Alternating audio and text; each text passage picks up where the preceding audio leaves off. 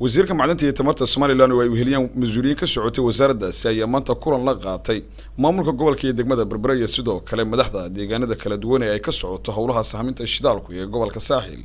odayaal waxgarad iyo cuqaal kala duwan munaasabadan oo ka qabsoontay hotel Dewman ee magaalada Berbera iyo halkaas ugu horeyn waxa hadal ka soo jeediyay gudoomiyaha golaha deegaanka ee Berbera Cabdishakuur Maxamuud Xasan Ciidin iyo sidoo kale duqa degmada Sheekh Ibraahim Cabdilaahi Cabsiye oo iyagu si weyn u soo dhaweeyay howlaha shidaal baarista iyo kulankan uu maanta la qaatay wasiirku dhaqaalaheena xoolaha nool buu ku dhisnaa xoolihii noolaa way noognahay maanta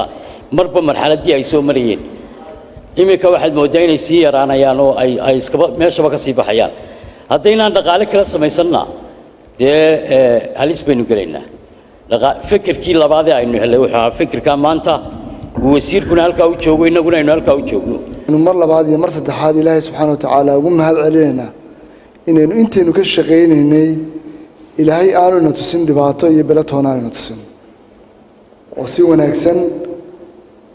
oo sharaf leh mashruucaasi noogu dhaqaaqay inuu soo gabagaboobay qaybtiisii hore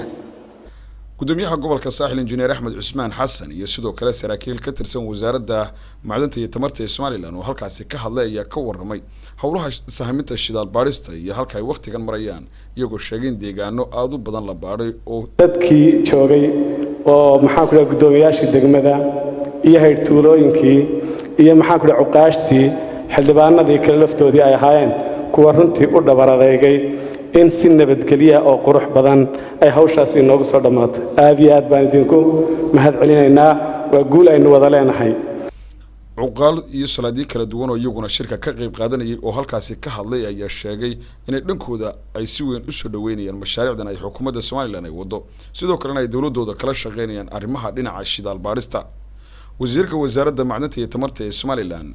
jaamac maxamuud cigaal oo isna halkaas gabagabadii ka hadlay ayaa sheegay in kulankani uu yahay mid ay ugu mahadnaqayaan dadka kala duwan ee ku dhaqan deegaanada gobolka Saaxil ee howlaha shidaal baaristu ay ka socoto kuwaas oo ay ugu mudan yihiin maamulka gobolka iyo degmada iyo sidoo kale madax dhaqameedka kala duwan iyo mas'uuliyiinta deegaanada ay hawshani ka socoto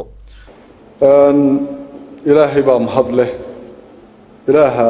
inoo suurtageliyay inay hawshaasi inoogu dhamaato si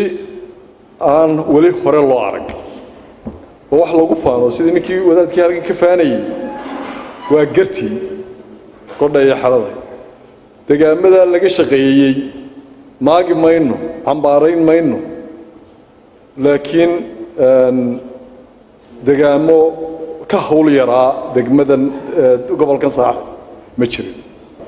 afka aan dadka u mahadnaqinay Ilaahayna u mahadnaqo dad bay ku timi runtii hawshaasi la'aanteeda ay suurta gasheen oo guntiga dhisho isaga dhigay haday gudoomiyaasha degmooyinka tahay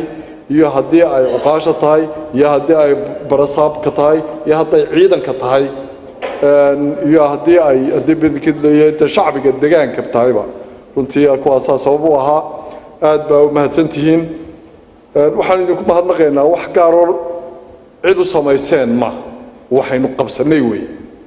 howlaha sahaminta shidaalka ayaa gobolka Saaxil ka bilaabmay bishii labaad ee sanadkan aynu ku jirno waxaana ay howlahaasi ay ka socdeen deegaanada ku beegan dhinaca koonfureed iyo bari iyadoo wasaaraduna sheegtay in ay baareen deegaano qiyaas ahaan gaaraya ku dhawaad ilaa 800 oo kiiloomitir waxaana ay sheegeen in dib laga soo sheegi doono natiijada ka soo baxday baaristaasi Mukhtaar Cabdiraxmaan Maxamuud telefishinka qaranka Soomaaliland Berbera.